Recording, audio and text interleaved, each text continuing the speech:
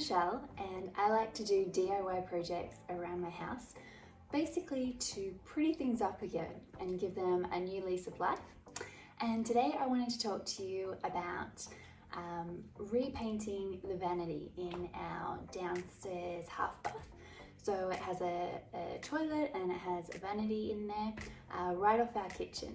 And it was just looking a little bit outdated. It was in good condition.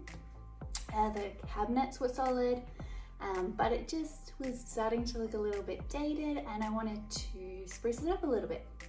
So about just over a year ago, I decided to do this, and I painted the vanity, and I also installed a new vanity top and a new faucet. So I wanted to take you through the process of that and how I did that, and then also give you my review on how that's holding up a year down the track. So first of all, I wanted to take you a little bit through the process of renovating the vanity. So you'll see this is what it looked like before the renovations. Again, standard builder grade wood cabinets for the vanity bottom, in good shape, just needed a little bit of zhuzhing. And the vanity top was kind of that old, I'm not sure if it's called Formica or a solid surface top, but again, just looking a little bit outdated. So I also wanted to replace the faucet as well to something a little bit more modern. And I'll show you some pictures here of what I was hoping that it would look like when I finished with it. And this was kind of the inspiration that I was looking at when I decided to go ahead and redo this. So the first thing that I did in this process was I actually took the faucet out and the vanity top off. So I'd never disconnected a faucet before or anything like that. So I just watched a couple of YouTube videos and pretty much just followed them step by step. One of the big tips I would say doing it, make sure you have turned the water valves off underneath before you disconnect everything, and I just put a bucket underneath. So if for some reason a little bit of water did come out, wasn't the end of the world.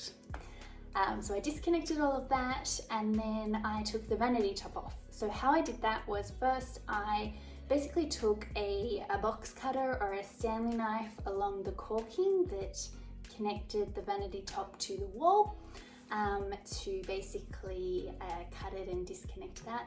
Took all of that off, and then it was pretty easy. It wasn't glued in or anything like that. I was pretty much just sitting there. So I took that off, and then I was able to work on the vanity bottom then. So I took the doors off the hinges, and I also had, there's two, just under the sink, there's two sections that look like they're drawers, but they're not drawers. And I found out I could actually unscrew them. So I took them off to paint, which made them very easy to paint, but they were very hard to get back on. So I would probably say if you can just leave them on, because it makes it a little bit easier. So once I got all of that off, it was time to prep the vanity bottom for painting. So my process for that was first I gave them a really good clean. Can't remember the exact cleaner that I use, but anything that has like a degreaser in it is really good because it helps get any muck that's kind of built up over the years on it, so it takes them off. And once I'd done that, then I wiped it down just with clean water, made sure they were dry, and then my next step was to sand. So all I was doing here was a scuff sand. So what that means was I was very lightly scuffing up the surface to make it easier for the paint to stick. And what I used for that, I had a little mouse sander, and I think it was maybe a Black & Decker one. That's just what I had, so that's what I used. And I used 220 grit sandpaper. And what that means is it's a quite high grit sandpaper, so it's not very rough. It's quite fine, because again, I'm not trying to take the surface off the doors or anything like that. I'm just giving them a scuff up so that the paint will have a textured surface to stick to a little bit better. So once I'd done all of that, I wiped them down so there wasn't any little bits of like what do you call it? I guess like the dust from sanding it. So I wiped it all down. If you've got a microfiber cloth, that works really well to get that up. And then I started painting. What I did first was I primed it. And I'll show you a picture here of the primer that I actually used for this project. And it worked really well. And after I had primed it, I actually did 2 coats of primer, mainly because I wanted to cover up the wood color underneath so that didn't pop through at any point in time.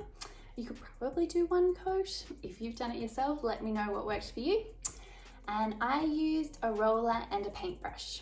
So I used the paintbrush to get into all those intricate areas on the door, and then I used a roller to do the larger surfaces, just because personally I find a roller gives me a smoother finish than if I do it with a paintbrush. I know some people are pros at using a paintbrush and they don't get those paintbrush lines, but I'm not there yet, so I went with the roller approach.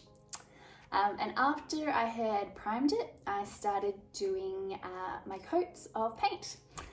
So I chose I would say more of a royal blue paint color, because I knew I wanted to do brass or gold fixtures, so I thought that it would pop really nice against this kind of blue. And the paint that I used was DutchBoy paint, and it's their cabinet and trim paint, and it works really well for me.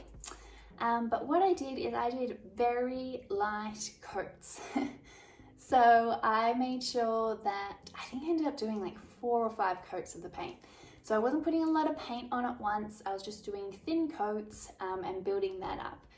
The first couple of coats looked terrible because you had the white primer showing through and it wasn't very solid, the blue, but then it started to look beautiful. And so I did that for the doors and also on the vanity base. I will mention I taped off along my floor and anywhere that I didn't want to get paint, and that worked really well.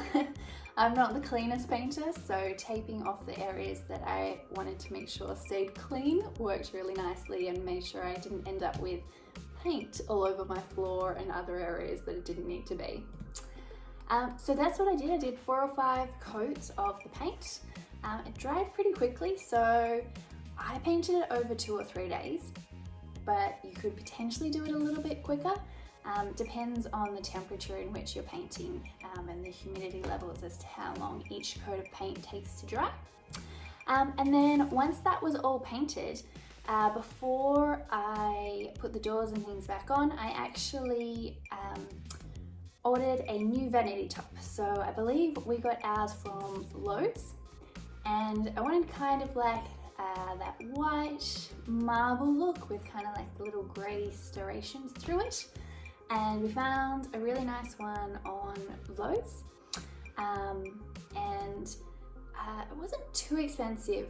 And when I say too expensive, there's definitely cheaper ones that you can get, but for the look that we were after and also the size, our vanity was a very odd size because originally I had looked at buying a new vanity, and I found that ones for the size of vanity we had were quite expensive. So I was like, you know what, I'm pretty sure I could DIY this and still make it look beautiful. So we had our vanity top delivered, and what I did was I actually put some, I dry fitted it first. So that means I put it on to make sure it all fit well. And then I put some cork along the tops of the vanity base, so that when I put the vanity top on, it helped secure it in there. And then once I had the vanity top installed, I went around and corked along the edge. I also used this really cool little tool that I think I picked up from Menards, which is like our, kind of like a Home Depot. It's a home improvement store. And that was really helpful. I still ended up with ridiculously sticky fingers and cork everywhere, but it made for a very nice finish using that tool. And once I had the vanity in place, I decided to install my faucet first before putting on the doors, because it just allowed me easy access underneath the sink. And the faucet that we chose was a kind of like a brushed gold look. and we actually found it on Amazon. So I installed that one. Again, I just watched a bunch of YouTube videos because it was something that I had never done before. And I basically followed those videos as best I could to install it. And it turned out really well. We haven't had any leaks so far and it's a year on, so I don't know if that was beginner's luck, but it looks really nice. It was very inexpensive. I decided to go with this one even if it maybe wasn't the highest of quality, because we have quite hard water, which means we get a lot of buildup of basically white sediment around our taps and things. So our taps tend to get ruined pretty quickly, and I figured if I didn't do the install right, a cheaper one was probably the best one to start on. So far it looks really nice and I'm very happy with it. So once I had installed the vanity top and the faucet, I put my doors back on my vanity and I installed some new hardware. So I got this hardware off Amazon as well. Just some very nice kind of modern brushed gold pulls, and just kind of elevated it a little bit. So this is what the vanity looked like at the start, and this is how the vanity looked in the end. I was very happy with the results, especially because a lot of the things here that I was doing I'd never done before. I'd never painted any cupboards, I hadn't changed a vanity top, I hadn't disconnected a faucet or put a new faucet on. So it was almost empowering. I was very proud of myself with the end result. And since then we've done a couple of other updates to the bathroom. So if you wanted to have a look here, we've since put some new floors in, painted, put some new lights and a new mirror in, and I think it looks really nice.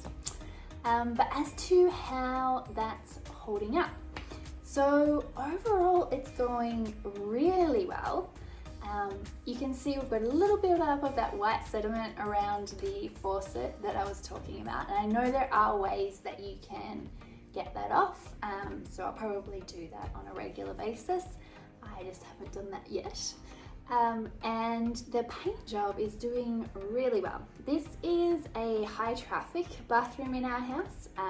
It's on the ground level, and it's the only one on the ground level, so it's used regularly every day.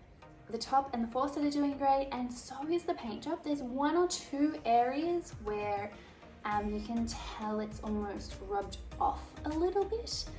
Very small, and I will touch that up eventually. But I think this could have been prevented if I had have done a top coat. So this was one of my main lessons from doing this. I didn't put a top coat on the cabinet, and I think, to be honest, I just didn't know that that was a good idea at the time. Beginner. And now I would have put a top coat on there. So I'd probably use something like the Minwax polyacrylic, either in a high gloss or a satin, and I'd probably do at least 2 coats of that, and I think that would have prevented the small imperfections that we're seeing now. So if you're doing it yourself, I would recommend a top coat. The other lesson that I really learned from this was when I corked the vanity top, I used cork that was not paintable. And as you can see from the pictures, we have now painted that bathroom. So all that cork had to be removed and paintable cork had to be put back on. So just a little thing to be aware of. I would recommend that you use paintable cork if you're planning on painting your bathroom at any point in time. So they're probably my 2 main lessons, top coat and using paintable cork. But overall, it's holding up really well. So if you're thinking about doing something like this, I would really recommend it. It's turned out beautiful. So if hopefully this video is maybe the push that you need or the inspiration, if this is something you've been thinking about doing and haven't just gone for it yet, I would say go for it and put that DIY hat on, because I think there's lots of DIY things that if we just give it a go can turn out really well. So thanks for watching. If you enjoy this kind of content, DIYs around the house, updating things within the house that are easy to start with, please like this video and subscribe below for more of this content. See you next time.